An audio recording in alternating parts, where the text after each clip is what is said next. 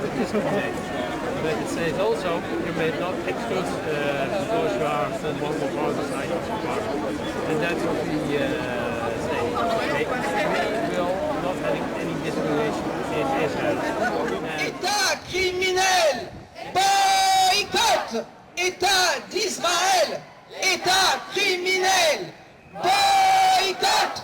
État d'Israël, État criminel, boycott! État d'Israël, État criminel, boycott! État d'Israël, État criminel, boycott! Israël, assassin, Sarkozy, complice! Israël, assassin, Sarkozy, complice! Israël, assassin, Sarkozy, complice! Israël, assassin, Sarkozy, complice! Israël, assassin, Sarkozy, complice! Israël, assassin, Sarkozy, complice! Israël, assassin, Sarkozy, complice! Halte au massacre du peuple palestinien! Halte au massacre du peuple palestinien! Halte au massacre du peuple palestinien! Halte au massacre du peuple palestinien! Halte au massacre du peuple palestinien! Alors il est là, Xavier?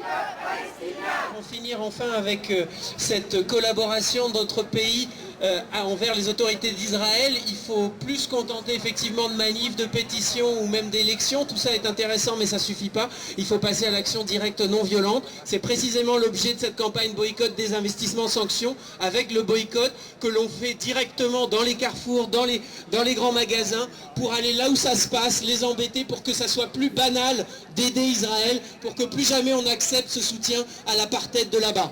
Merci d'être là. Qui sont des actions pour rétablir la justice et le droit et qu'elles ne sont pas réservées à des militants entre guillemets professionnels, que les femmes, les familles, les enfants, les parents, les amis, les collègues, les voisins sont les bienvenus à toutes ces actions. Et donc, rendez-vous à la très prochaine. Merci beaucoup. Palestine, vivra! Palestine, vaincra! Palestine, vivra! Palestine, vaincra! Palestine, vivra! Palestine, vaincra! Je voudrais aussi vous faire une petite annonce. C'est que la coordination au niveau de la campagne BDS, boycott des investissements sanctions, est en train de non seulement s'élargir, mais de se coordonner au niveau international. Nous avons été, comme vous le savez, des représentants de 42 pays présents au Caire et bloqués dans notre marche pour Gaza. Eh bien, ça n'a pas été perdu et je peux vous dire que nous avons des réunions au niveau international à l'heure actuelle qui débouchent sur des tas d'actions communes qui vont être menées et sur des tas de signes visibles communs dans tous les pays. Et la prochaine journée d'action internationale où nous ferons des actions de boycott, où il ne s'agit pas là non plus de défiler simplement ou des choses comme ça, je veux dire dans la rue, il s'agit d'actions de boycott qui vont être menées dans tous les pays européens, le même jour, dans toutes les villes, c'est le 15 mai prochain,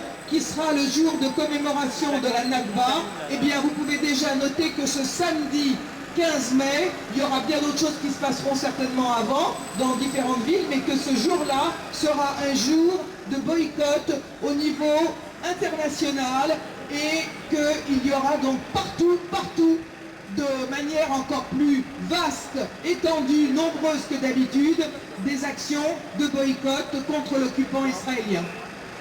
Pour le 13 avril, je réponds que certaines associations, paraît-il, ont l'intention, le 13 avril est un mardi, et il semblerait que l'inauguration se fera très courageusement le matin aux alentours de, je sais pas, de 10h ou quelque chose comme ça.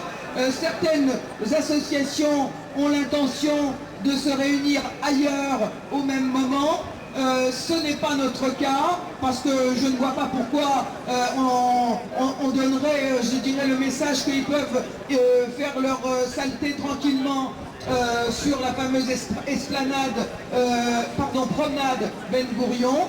Donc nous n'avons pas aujourd'hui décidé d'une action qui dépendra aussi de votre disponibilité et de ce que vous souhaitez faire, mais on n'ira pas faire les marioles un peu plus loin ailleurs. Si on fait quelque chose, ça sera bien entendu sur place. Merci.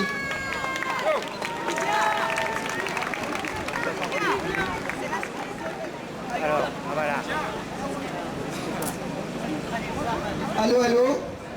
C'est vrai que personne d'entre nous ne l'a rappelé parce que chacun pensait que l'autre allait le faire, mais nous n'avons pas choisi cette date aujourd'hui au hasard. Nous sommes le 30 mars. Le 30 mars, c'est la journée de la Terre. Et qu'est-ce que ça veut dire la journée de la Terre? Eh bien, ça commémore et ça rend honneur aux martyrs palestiniens, 6 jeunes palestiniens tués en Israël, dans les frontières de 67, c'est-à-dire des citoyens israéliens qui ont été tués et de nombreux autres blessés le 30 mars 1976, alors qu'ils manifestaient contre les expropriations, contre l'annexion de leurs terres, contre l'expulsion des Palestiniens de leurs terres. Et chaque année, le 30 mars, on leur rend hommage, et parce qu'ils sont le symbole de la résistance, et que la moindre des choses, c'est justement de poursuivre cette résistance comme le font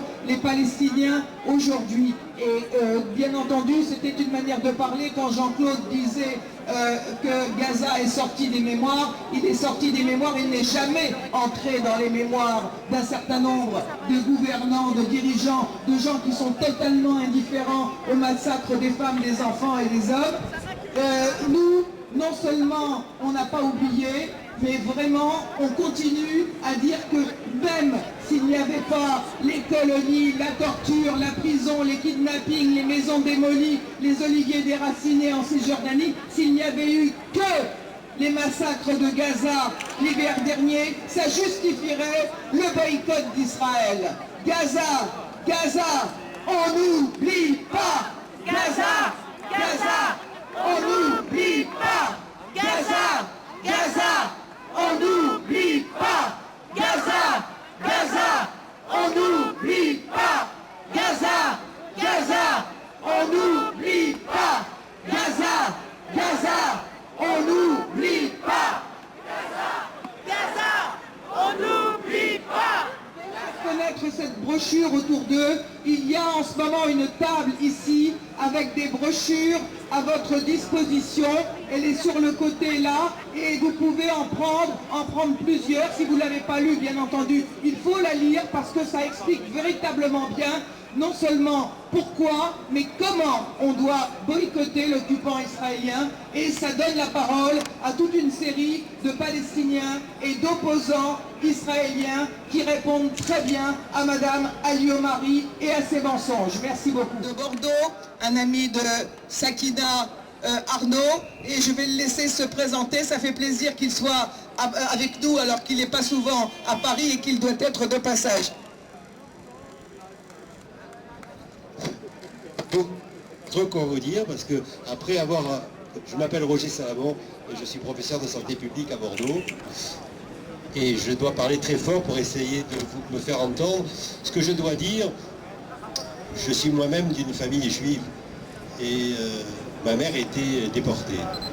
Et ce que je dois dire, c'est que ce que je constate m'horrifie.